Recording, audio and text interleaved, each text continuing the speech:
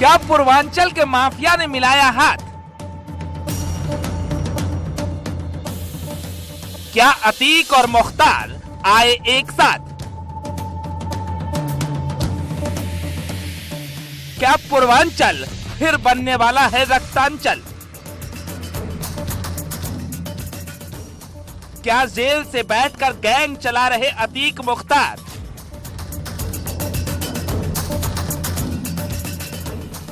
उमेश हत्याकांड का क्या है मुख्तार कनेक्शन? एक माफिया के बमबाज दूसरे ने भेजे गनबाज।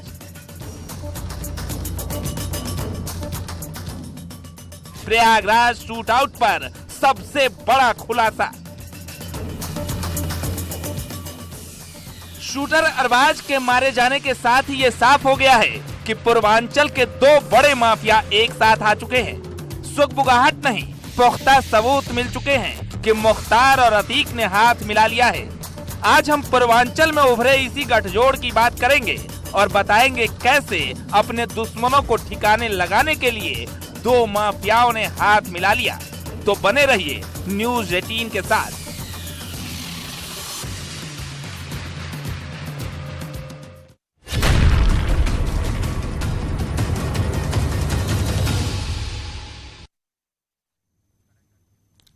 योगी सरकार माफिया राज के सफाई में जुटी है। सबसे सशक्त सरकार में सबसे बड़ा प्रहार हो रहा है और इससे डरकर पूर्वांचल के दो सबसे बड़े माफियाओं ने हाथ मिला लिया है।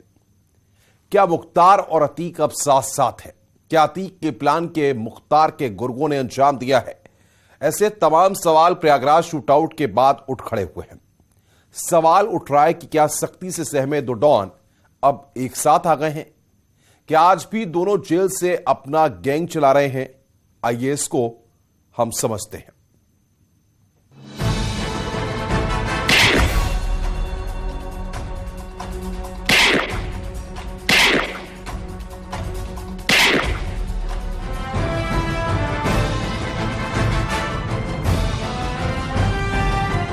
पूर्वांचल को रक्तांचल में बदलने की बड़ी साजिश हुई है।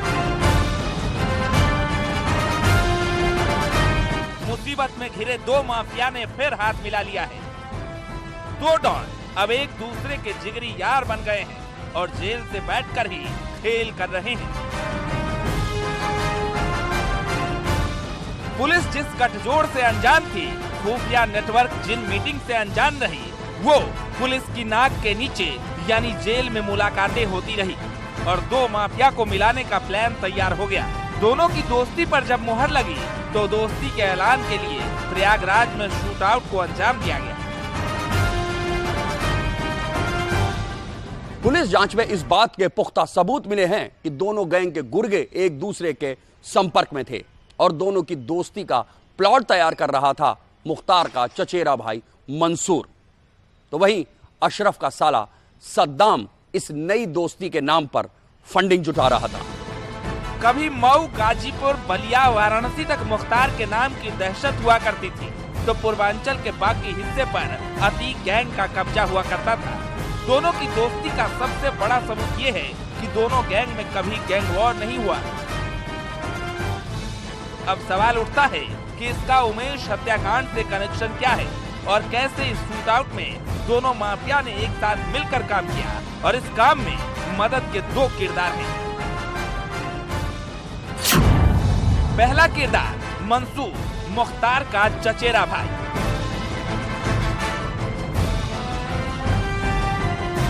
उमेश पाल की हत्या की जांच जैसे जैसे आगे बढ़ रही है, वैसे वैसे एक के बाद एक नए नाम सामने नजर आ रहे हैं। इस दौरान अतीक के साथ मुख्तार गैंग के शामिल होने का भी खुलासा हुआ है। बताया जाता है कि गुजरात की जेल में बंद अतीक के इशारे पर बरेली जेल में बंद उसके भाई अशरफ द्वारा प्रयागराज में उमेश पाल हत्याकांड की साजिश रची गई थी और इस दौरान मुख्तार अंसारी का चचेरा भाई मंसूर लगातार पहले वो अतीक अहमद और फिर वो मुशर्रफ के टच में था। उसने जेल में मुलाकात की थी और यही कारण है कि ये दावा किया जा रहा है कि इस हत्याकांड में अतीक के साथ ही साथ मुख्तार अंसारी गैंग के शूटर भी शामिल हैं।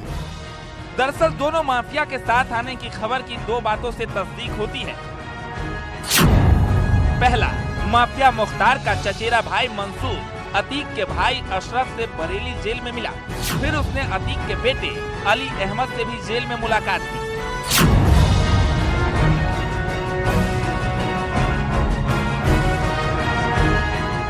सवाल ये उठता है कि अगर दोनों माफिया ने हाथ नहीं मिलाया तो एक दूसरे के करीबी आपस में क्यों मिल रहे थे?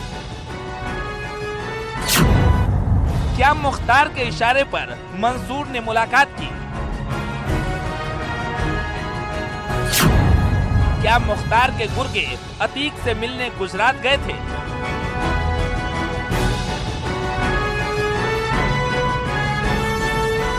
ऐसे तमाम सवाल हैं जिनका जवाब तो नहीं मिला, लेकिन एक बात साफ है कि दोनों गैंग के गुर्गों की मुलाकात के पीछे इनका नया उभरता गठजोड़ है। सवाल यह है कि अतीक मुख्तार के हाथ मिलाने की खबर पुलिस को क्यों नहीं मिल पाई, और अगर समय रहते यह खबर मिल गई थी तो कोई कदम क्यों नहीं उठाया गया। और सबसे बड़ा सवाल यह है कि अगर अतीक मुख्तार का यह गठजोड़ बना रहा तो क्या अभी और खून खराबा देखने को बाकी है?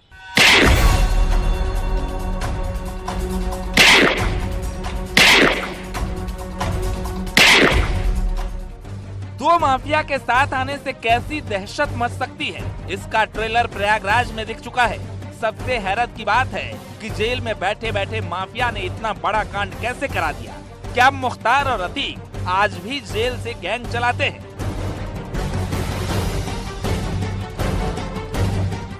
क्या जेल से ही उमेश पाल हत्याकांड के आदेश आए?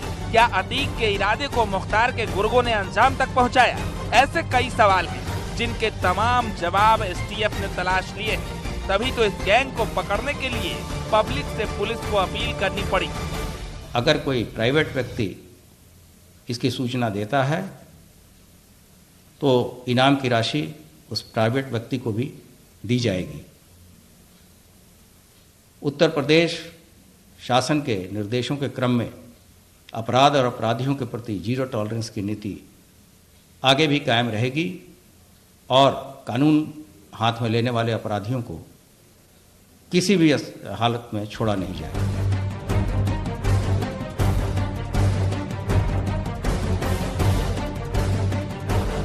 एक तरफ एक शूटर का एनकाउंटर तो दूसरी तरफ ताबड़तोड़ छापे इस बात का इशारा है कि माफियाओं के मिलन को मुमकिन नहीं होने दिया जाएगा। पड़ताल में पता चला कि उमेश पाल की हत्या करने आए 7 में से 2 शूटर अतीक अहमद गैंग के ही निकले। ऐसे में शक है कि बचे हुए शूटर मुख्तार गैंग के हो सकते हैं। घटना स्थल से मिले सीसीटीवी फुटेज और सर्विलांस में मिले मोबाइल नंबर के आधार पर बचे हुए शूटर्स का मुख्तार और अतीक दोनों गैंग से कनेक्शन तलाशा जा रहा है।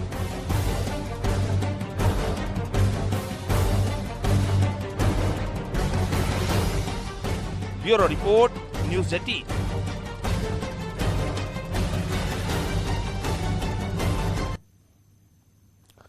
क्या गवाह उमेश पाल की हत्या की साजिश जेल में रची गई? क्या अतीक के इशारे पर बरेली जेल से उमेश की हत्या का फरमान निकला और इस पर मऊ में मुख्तार ने जेल से फाइनल मोहर लगाई? क्या पूर्वांचल के 2 सबसे बड़े माफियाओं ने हाथ मिला लिया है? आखिर ये तमाम जो सवाल अब खड़े हो रहे हैं, इसके पीछे की पूरी कहानी क्या है?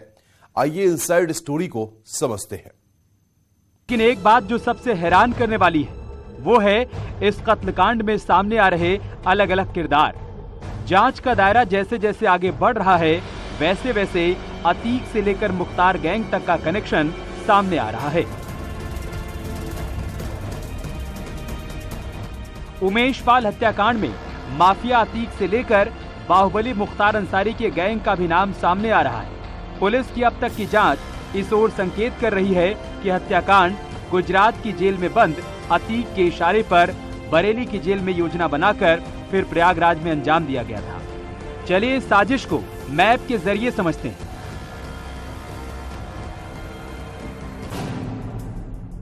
अतीक साबरमती जेल में बंद है, जबकि उसका भाई अशरफ बरेली जेल में बंद है। वहीं माफिया मुख्तार बांदा जेल में है, जबकि वारदात के दिन अतीक का बेटा असद प्रयागराज में मौजूद था। मुख्तार के भाई मंसूर की अतीक के भाई अशरफ और बेटे अली से बीते कुछ दिनों के दौरान जेल में हुई मुलाकात की गहनता से जांच की जा रही है। पुलिस अधिकारी अशरफ और अली से पूछताछ कर रहे हैं। वहीं 3 राज्यों में शूटर्स की तलाश में छापेमारी भी की जा रही है।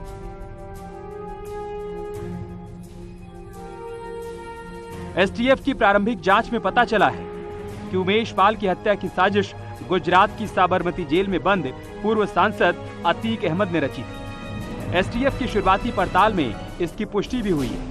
सुराग मिले हैं कि मुख्तार के कुछ गुर्गे गुजरात जेल में बंद अतीक के संपर्क में थे। आशंका है कि अतीक ने इन गुर्गों के जरिए अपने भरोसेमंद गुड्डू मुस्लिम और गुलाम से उमेश पाल को ठिकाने लगाने के लिए कहा था। इसके बाद दोनों ने स्थानीय युवकों की मदद से इस वारदात को अंजाम दिया। एसटीएफ की टीमों ने लखनऊ में अतीक अहमद और गुड्डू मुस्लिम के करीबियों से पूछताछ की है, तो वहीं जौनपुर, वाराणसी के साथ बिहार, राजस्थान और मध्य प्रदेश में भी 2 दर्जन से ज्यादा ठिकानों पर शूटर्स की तलाश में छापेमारी चल रही है। इस केस में मुख्तार कनेक्शन इसलिए भी निकलकर सामने आ रहा है क्योंकि मुख्तार का करीबी मंसूर प्रयागराज में खासा सक्रिय था। इस दौरान उसने नैनी जेल में अतीक के बेटे से मुलाकात की थी। इसकी जानकारी हासिल करने के लिए एसटीएफ नैनी जेल के सीसीटीवी फुटेज खंगालने की तैयारी में है। प्रयागराज एसटीएफ को हत्या की साजिश बरेली जेल में रचे जाने का शक है। इसी वजह से प्रयागराज एसटीएफ की एक टीम 2 दिन से बरेली में डेरा डाले हुए है। एसटीएफ की टीम ने बरेली जेल में बंद अशरफ से पूछताछ के लिए जेल प्रशासन से संपर्क साधा है। बरेली जेल में डेरा डाले एसटीएफ जल्द ही अशरफ से पूछताछ कर सकती है। अशरफ 2 साल से बरेली जेल में बंद है। इस दौरान पूर्वांचल के कुछ लोगों ने उससे मुलाकात भी की थी।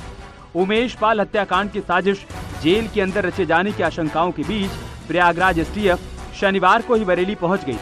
जेल प्रशासन से अशरफ की गतिविधियों और दिनचर्या के बारे में जानने के अलावा उससे जेल में मुलाकात करने वालों के संबंध में भी ब्यौरा जुटाया गया। एसटीएफ इस बात का सुराग लगा रही है कि हाल के दिनों में अशरफ प्रयागराज के किन लोगों के संपर्क में था। एसटीएफ इसके साथ ही साथ अशरफ से मिलने वालों की कुंडली खंगाल रही है। इसके अलावा मुख्तार और अतीक गैंग के लोगों की भी कुंडली खंगाली जा रही है, जिन लोगों ने हाल के दिनों में अशरफ से मुलाकात की थी। जांच के दौरान ये पता चला है कि बरेली जेल में अतीक के भाई अशरफ से मिलने उसका साला सद्दाम आया करता था। यही नहीं, बरेली जेल के पास कमरा लेकर सद्दाम किराए पर रहा करता था। सद्दाम को ही अशरफ का अकाउंटेंट बताया जा रहा है, जिसके बाद पुलिस की एक टीम सद्दाम के घर पहुंची, लेकिन परिवार सर्च वारंट लेकर आने की जिद पर अड़ गया। कुछ नहीं आए हैं। सर्च वारंट आपके पास, सर्च वारंट में ऐसे कैसे आने दूं? क्यों सर्च वारंट दिखाइए तब मैं आने दूंगी। क्यों आने दूंगी?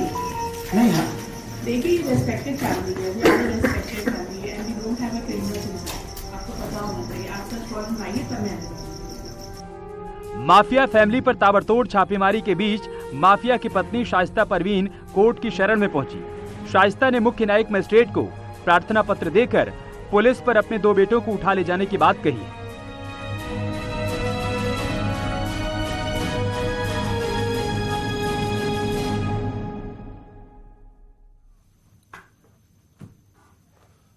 उमेश पाल हत्याकांड को बिल्कुल फिल्मी अंदाज में अंजाम दिया गया। जिस तरह गैंग ऑफ वासेपुर में किरदार सरदार खान को घेर कर मारा जाता है, ठीक उसी तरह उमेश पाल की हत्या को अंजाम दिया जाता है। उमेश का परिवार अब दहशत में है और सीएम योगी से मिलने की गुहार लगा रहा है।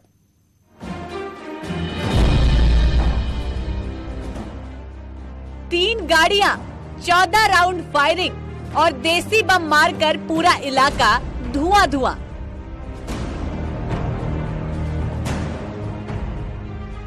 ये फिल्म गैंग्स ऑफ वसेपुर की कहानी नहीं, बल्कि प्रयागराज में पूर्व विधायक राजू पाल हत्याकांड की मुख्य गवाह उमेश पाल की हत्या की पूरी कहानी है, जो किसी फिल्मी पटकथा की तरह रची गई थी।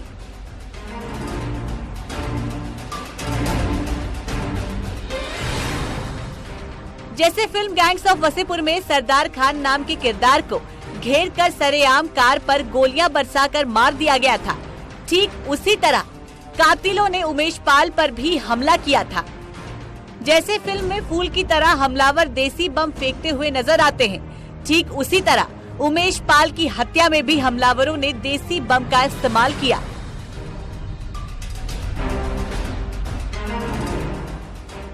हत्या के दौरान 14 राउंड फायरिंग की गई, जिसमें कुल 7 गोलियां उमेश पाल को लगी। घटना स्थल से मिले डिजिटल सबूतों से पता चला कि ये फायरिंग। इस बुलेटिन में फिलहाल इतना ही। खबरों का सिलसिला लगातार जारी है।